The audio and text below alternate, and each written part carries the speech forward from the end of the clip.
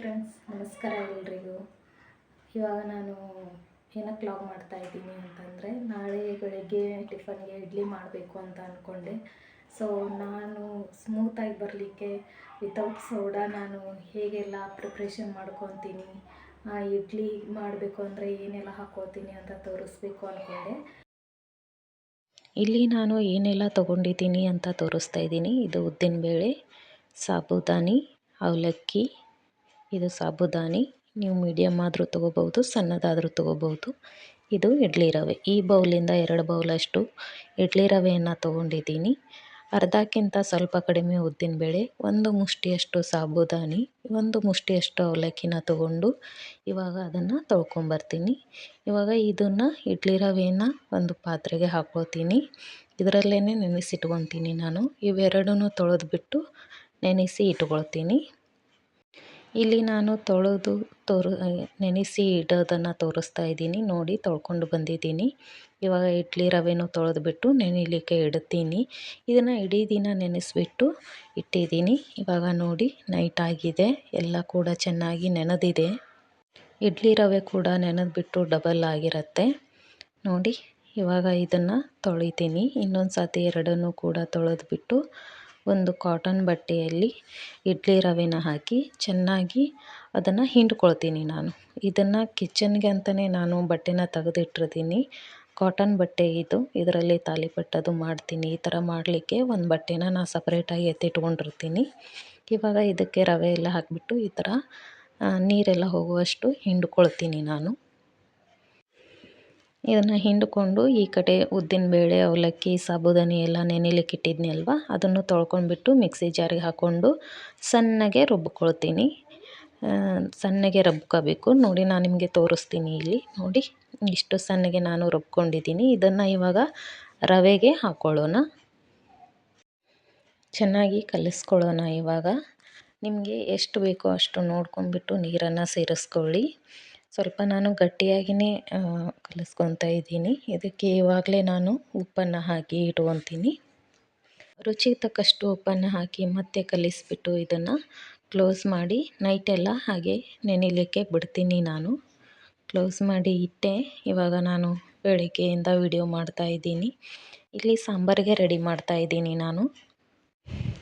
ಅರ್ಧ ಬೌಲಷ್ಟು ಹೆಸರುಬೇಳೆನ ತೊಗೊಂಡಿದ್ದೀನಿ. ಇನ್ನು ಅರ್ಧ ಬೌಲಷ್ಟು ತೊಗರಿಬೇಳೆನ ತೊಗೊಂಡ್ಬಿಟ್ಟು ಇದಕ್ಕೆ 4 ಟೊಮೆಟೊ, ಸ್ವಲ್ಪ ಅರಿಶಿನ ಪುಡಿನ ಹಾಕ್ಕೊಳ್ತೀನಿ. ಮತ್ತು ಸ್ವಲ್ಪ ಎಣ್ಣೆನ ಹಾಕಿ ಇದು ಮುಳುಗುವಷ್ಟು ನೀರನ್ನು ಹಾಕಿ 3ರಿಂದ 4 ವಿಸಲನ್ನು ಕೂಗಿಸ್ಕೊಳ್ತೀನಿ. ಆರೋ ಕೂಡ ಎದ್ದು ಬಂದಿದ್ದ ನೋಡಿ, ಅವನೇ ಮಾತಾಡ್ತಿದ್ದಾನೆ. ಗ್ಯಾಸ್ ಮೇಲೆ ಇಡಬೇಕಾ? ಇಡ್ತೀನಿ. ಹಾಂ, ತಡಿ. ನಾವು ವಿಡಿಯೋ ಕೊನೆಯಲ್ಲಿ ಟ್ವಿನ್ಸ್ ಪ್ರೆಗ್ನೆನ್ಸಿ ಬಗ್ಗೆ, ನನ್ನ ಫ್ರೆಂಡ್ ಲೈಫಲ್ಲಿ ನಡೆದಿರೋ ಒಂದು ಕೆಟ್ಟ ಇನ್ಸಿಡೆಂಟ್ ಬಗ್ಗೆ ಕೆಲವೊಂದು ಇಂಪಾರ್ಟೆಂಟ್ ವಿಷಯನ ಶೇರ್ ಮಾಡಿದ್ದೀನಿ. ದಯವಿಟ್ಟು ಕೊನೆಯವರೆಗೂ ವಿಡಿಯೋನ ನೋಡಿ. ಸೊ ಇದರಿಂದ ನಿಮಗೆ ತುಂಬ ಯೂಸ್ ಆಗುತ್ತೆ ಅಂದ್ಕೊಂಡಿದ್ದೀನಿ, ಅದಕ್ಕೋಸ್ಕರ ಶೇರ್ ಮಾಡಿದ್ದೀನಿ. ಏನು ಬೇಕು? ಏನು ಎತ್ಕೊಂತಿಂತಾಳೆ. ಇಶಾನ್ ಕೂಡ ಎದ್ದು ಬಂದಿದ್ದ.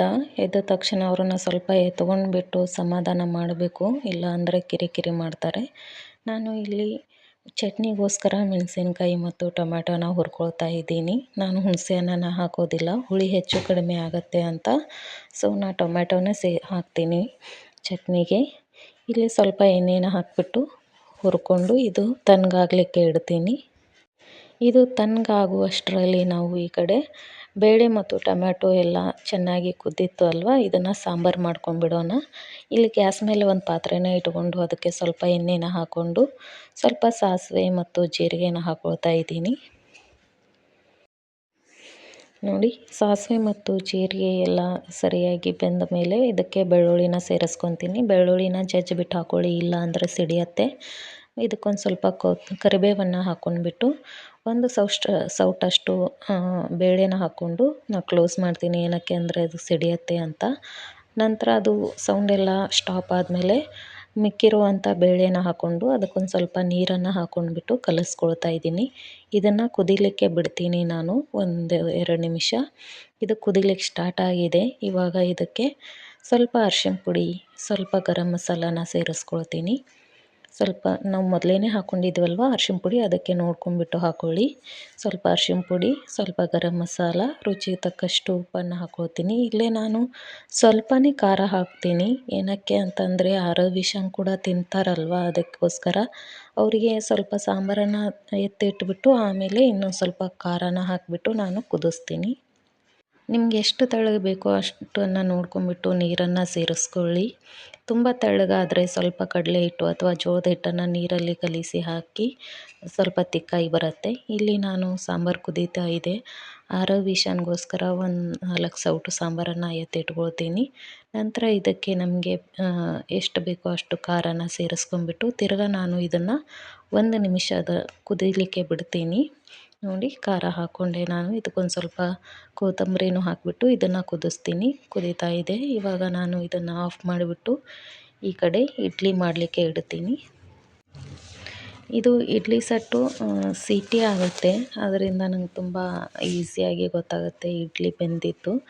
ಸೊ ನೋಡ್ತಿರ್ಬೋದು, ನಾನು 4 ಸೆಟ್ಟನ್ನು ಯೂಸ್ ಮಾಡೋದಿಲ್ಲ, 2 ಸೆಟ್ಟನ್ನು ಯೂಸ್ ಮಾಡ್ತೀನಿ. ಏನಕ್ಕೆ ಅಂದರೆ ನಮಗೆ ಅಷ್ಟೇ ಅಲ್ವಾ, ತುಂಬ ಜನ ಇದ್ದರೆ 4 ಸೆಟ್ ಯೂಸ್ ಮಾಡ್ಬೋದು. ಎಲ್ಲದಕ್ಕೂ ಎಣ್ಣೆನ ಹಚ್ಚಿ ಇಟ್ಕೊಳ್ತಾ ಇದ್ದೀನಿ. 2 ಸೆಟ್ಟಿಗೆ ಎಣ್ಣೆನ ಹಚ್ಚಿಟ್ಕೊಂಡು, ಇಲ್ಲಿ ನೋಡಿ ಹಿಟ್ಟು ತುಂಬ ಚೆನ್ನಾಗಿ ನೆಂದಿದೆ ನೈಟ್ ಎಲ್ಲ.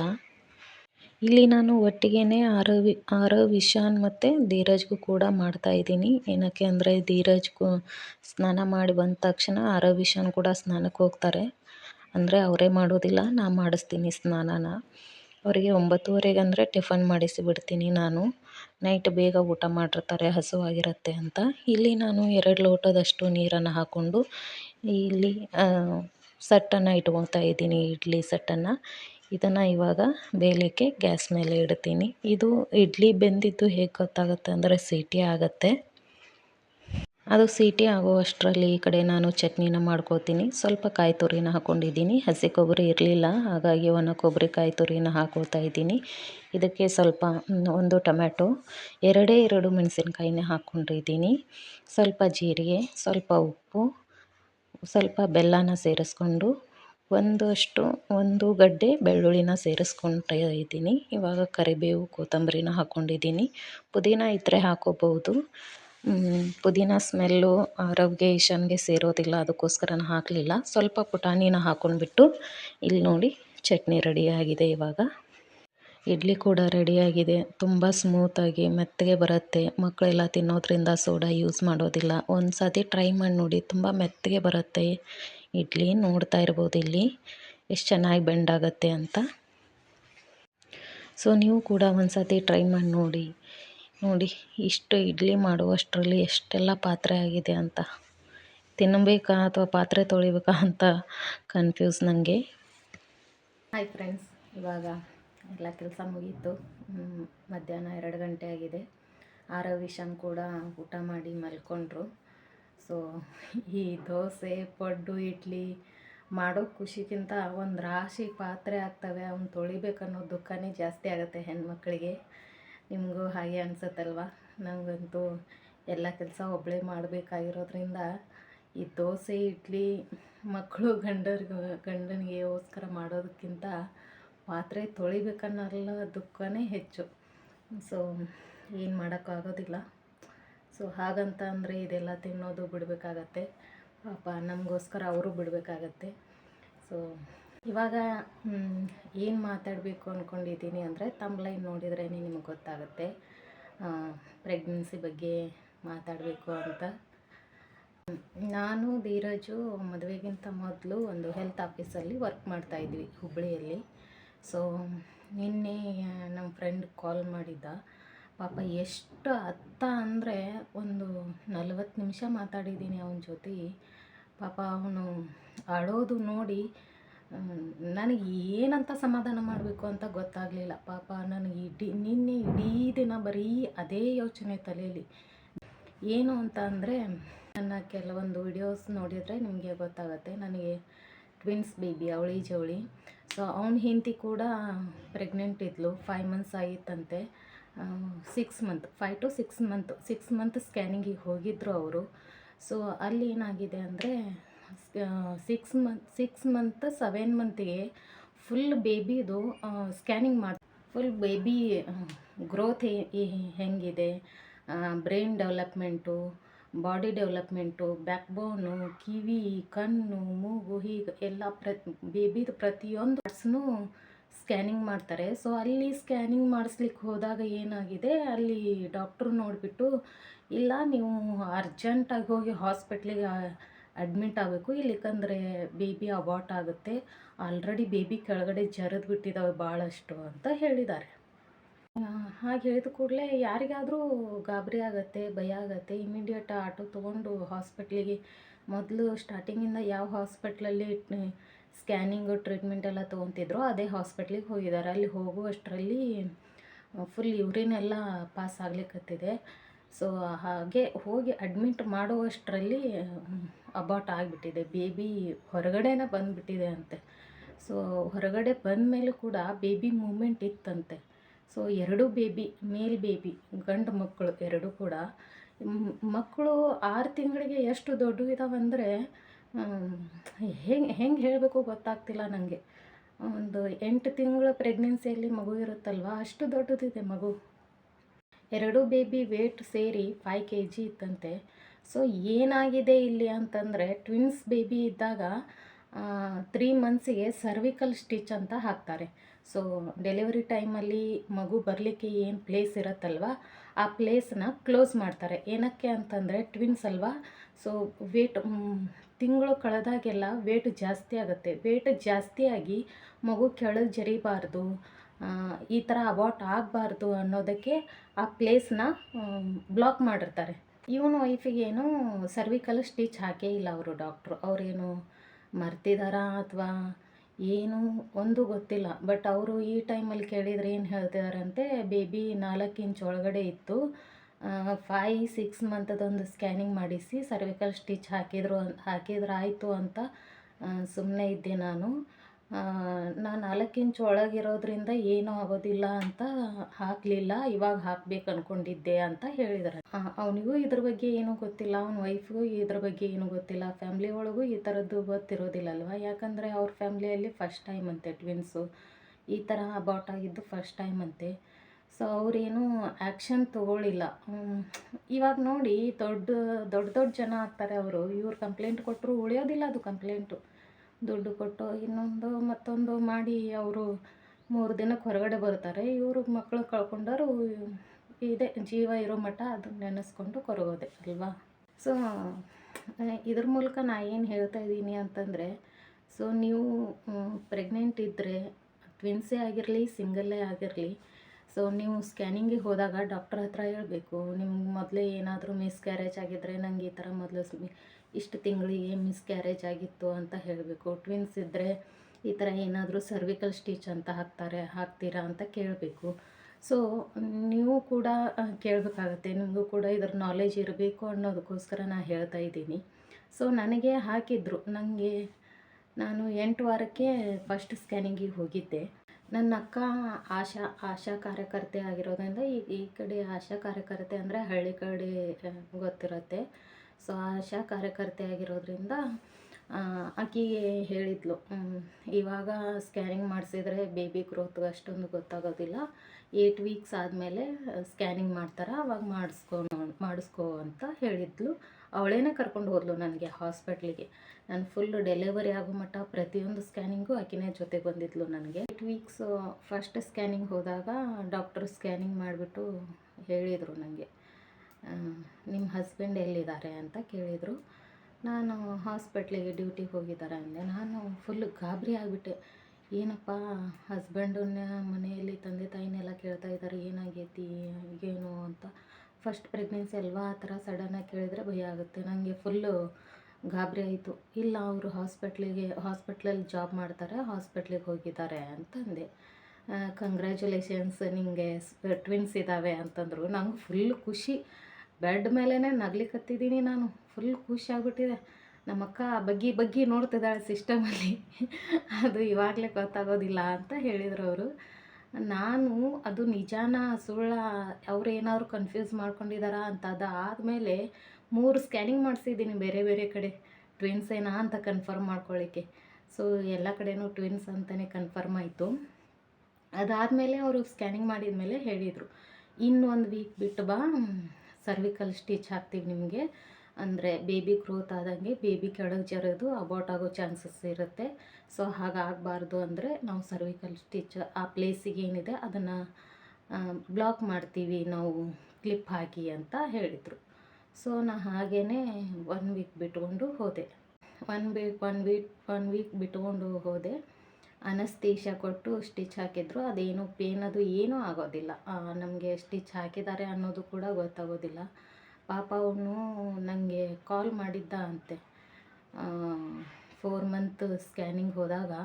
ಅದು ಅವನ ದುರಾದೃಷ್ಟನೋ ಕಾಡೋ ಟೈಮು ಅಥವಾ ದೇವ್ರ ಇಚ್ಛೆನೇ ಆಗಿತ್ತೋ ಏನೋ ಗೊತ್ತಿಲ್ಲ. ಅವನಿಗೆ ನನ್ನ ಕಾಲೇ ಕನೆಕ್ಟ್ ಆಗಿಲ್ಲ ನನಗೆ. ಅಟ್ಲೀಸ್ಟ್ ಅವನು ಆ ಟೈಮಲ್ಲಿ ವಾಟ್ಸಪ್ ಕಾಲ್ ಆದರೂ ಮಾಡ್ಬೋದಾಗಿತ್ತು, ಅಥವಾ ಧೀರಜ್ಗಾದರೂ ಕಾಲ್ ಮಾಡ್ಬೋದಾಗಿತ್ತು. ಅವನಿಗೆ ಅದು ಫ್ಲ್ಯಾಶ್ ಆಗಿಲ್ಲ. ಅವನು ನೀನು ಕಾಲ್ ಮಾಡಿದ್ದಾನೆ, ನೀನು ವಾಟ್ಸಪ್ ಕಾಲೇ ಮಾಡಿದ್ದಾನೆ. ನಾ ಅದೇ ಅಂದೆ, ಇವಾಗ ಕಾಲ್ ಮಾಡಿದ್ದಿ, ಯಾವಾಗಾದರೂ ವಾಟ್ಸಪ್ ಕಾಲ್ ಮಾಡಬಾರ್ದಾ ಅಂತ. ಇಲ್ಲ ಬಾಬಿ, ನನಗೆ ಅವಾಗ ಗೊತ್ತಾಗಲಿಲ್ಲ, ನಾವು ವಾಟ್ಸಪ್ ಕಾಲ್ ಆದರೂ ಮಾಡಬೇಕಾಗಿತ್ತು ಅಂತ ಪಾಪ ಅದು ಫೋಟೋ ಕಳಿಸಿದ್ದಾನೆ ಅವ್ನ ಬೇಬಿದು. ಅಪ್ಪ ನಂಗೆ ನೋಡ್ದಾಗಿಂದ ಕಣ್ಣು ಮುಚ್ಚಿದ್ರೆ ಅದೇ ಫೋಟೋ ಪ್ಲಾಸ್ಟಿಕ್ ಕವರಲ್ಲಿ ಹಾಕಿದ್ದಾರೆ. ಪಾಪ ಬೇಬಿ ಹಿಂಗೆ ಎದೆ ಮೇಲೆ ಕೈ ಇಟ್ಕೊಂಡು ಮಲ್ಕೊಂಡಿದ್ದಾವು.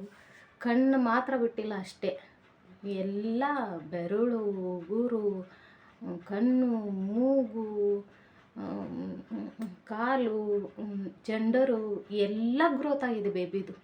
ಎಷ್ಟು ದೊಡ್ಡ ದೊಡ್ಡ ಬೇಬಿ ಅಂದರೆ ಹೆಂಗೆ ಹೇಳೋದು, 1 ಮೊಳದಷ್ಟು ಉದ್ದ ಬೇಬಿ ಇದ್ದಾವೆ. ಅಪ್ಪ ಅವ್ನು ಪ್ಲಾಸ್ಟಿಕ್ ಕವರಲ್ಲಿ ಹಾಕಿ ಅವನಿಗೆ ಅದು ಇನ್ನು ಹೆಂಗೆ ತೋರಿಸಿದ್ರೋ ಏನೋ, ಡಾಕ್ಟ್ರು ತೋರಿಸೋದು ರೂಲ್ಸ್ ಇದೇನೋ ಇಲ್ಲೋ ನಂಗೆ ಗೊತ್ತಿಲ್ಲ. ಬಟ್ ಅವನಿಗೆ ತೋರಿಸಿದ್ರೆ ಅವನು ಅದನ್ನು ಫೋಟೋ ಕಳಿಸಿದ್ದ ನನಗೆ ನಿನ್ನೆ. ಪಾಪ ಎಷ್ಟು ಅತ್ತ ಅಂದರೆ ನನಗೇನಂತ ಸಮಾಧಾನ ಮಾಡಬೇಕು ಗೊತ್ತಾಗಲಿಲ್ಲ. ಟ್ವಿನ್ಸ್ ಅಂದರೆ ಅದೊಂದು ಖುಷಿನೇ ಬೇರೆ ಅಲ್ವಾ. ಇವಾಗ ನಾನು ಇಲ್ಲೇ ಸುತ್ತಮುತ್ತ ಎಲ್ಲೇ ಹೋಗಲಿ, ಮನೆಗೆ ಯಾರಾದ್ರು ಬರಲಿ, ಅಥವಾ ಇವರಿಗೆ ವಾಕಿಂಗ್ ಮಾಡಿಸುವಾಗ ಯಾರಾದರೂ ನೋಡಿರೋ ಟ್ವಿನ್ಸಾ ಅವಳಿ ಚವಳಿನಾ ಅಂತ ಕೇಳ್ತಾರಲ್ವ, ಅದು ಹ್ಞೂ ಅಂತ ಹೇಳ್ತೀವಲ್ವ, ಅದೊಂದು ಖುಷಿನೇ ಬೇರೆ. ನಿನ್ನೆ ಈ ಇನ್ಸಿಡೆಂಟು, ಈ ನ್ಯೂಸ್ ಕೇಳಿದ ಮೇಲೆ ನನಗೆ ಇದನ್ನೊಂದು ನಿಮ್ಮ ಜೊತೆ ಶೇರ್ ಮಾಡ್ಕೋಬೇಕು ಅನ್ನಿಸ್ತು. ಯಾಕಂದರೆ ಮುಂದೆ ಪ್ರೆಗ್ನೆನ್ಸಿ ಆಗೋರು ಇರ್ತೀರಾ, ಟ್ವಿನ್ಸ್ ಇರ್ಬೋದು, ಸಿಂಗಲ್ ಇರ್ಬೋದು, ಡಾಕ್ಟ್ರ್ ಜೊತೆ ನೀವು ಮೊದಲೇ ಇದ್ರ ಬಗ್ಗೆ ಡಿಸ್ಕಸ್ ಮಾಡಿ ನೀವು ಹೇಳಿ. ನಿಮ್ಗೆ ಏನಾದರೂ ಮೊದಲು ಮಿಸ್ಕ್ಯಾರೇಜ್ ಆಗಿದ್ದರೆ ಅದನ್ನು ಕೂಡ ಹೇಳಿ. ಮಿಸ್ಕ್ಯಾರೇಜ್ ಆಗಿದ್ರೂ ಕೂಡ ಸ್ಟಿಚನ್ನು ಹಾಕ್ತಾರೆ, ಸರ್ವಿಕಲ್ ಸ್ಟಿಚಸ್ನ ಮಿಸ್ಕ್ಯಾರೇಜ್ ಆಗಿದ್ರೂ ಕೂಡ ಹಾಕ್ತಾರೆ, ಮತ್ತೆ ಆಗಬಾರ್ದು ಅಂತ. ಟ್ವಿನ್ಸ್ ಇದ್ರಂತೂ ಕಂಪಲ್ಸರಿ ಹಾಕ್ತಾರೆ.